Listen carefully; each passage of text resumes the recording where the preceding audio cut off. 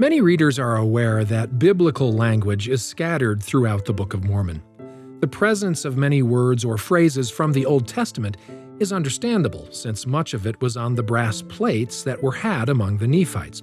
However, there's also language from both New Testament and parts of the Old in the Book of Mormon that originated after Lehi left Jerusalem. Although we don't often know exactly why this later biblical language is in the text, several explanations are possible.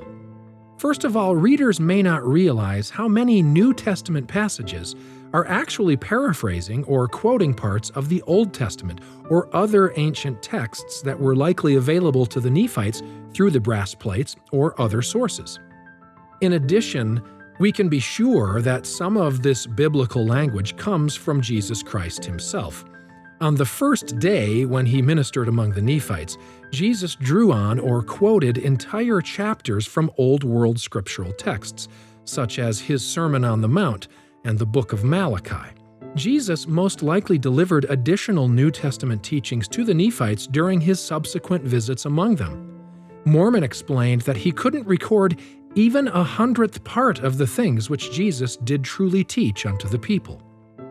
Opening the door to another explanation, it's possible that some of the biblical language comes through Mormon and Moroni who, as they edited and shaped earlier Nephite and Jaredite texts, drew upon language from Christ's abundant teachings among the Nephites.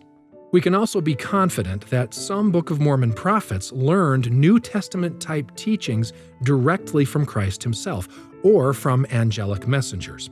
Nephi, for example, was shown a vision of the last days that he was told had been seen by other prophets and would later be recorded by the Apostle John.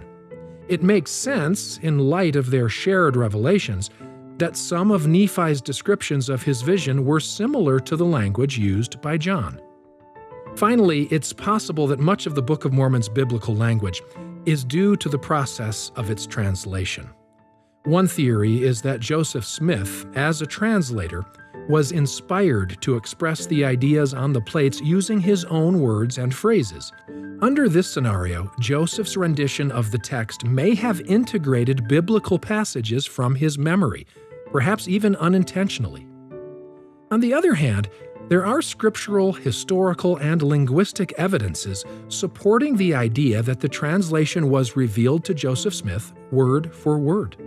Under this theory, the divine process is responsible for producing the English translation, integrating biblical passages and phraseology into the English text. The longer biblical quotes and some of the text's complex blending seem consistent with this theory. It has been suggested that Joseph Smith may have used a Bible during the translation, and that this accounts for so many of its lengthy quotations. However, Joseph's use of a Bible was never reported, and was even refuted by those who witnessed the translation. Besides, the many variations in quoted texts and the complex blending of multiple biblical passages seems to go well beyond simply opening a Bible and copying its words. As has been demonstrated, there may be many reasons why biblical language shows up in the Book of Mormon.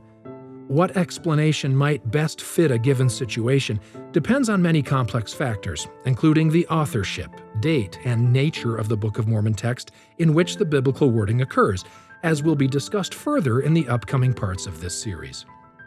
Above all, it is good to remember that the Book of Mormon was meant to be read by people in modern times, people who, especially when the Book of Mormon was translated, knew and used the language of the King James Bible, and readily associated that language with Holy Scripture.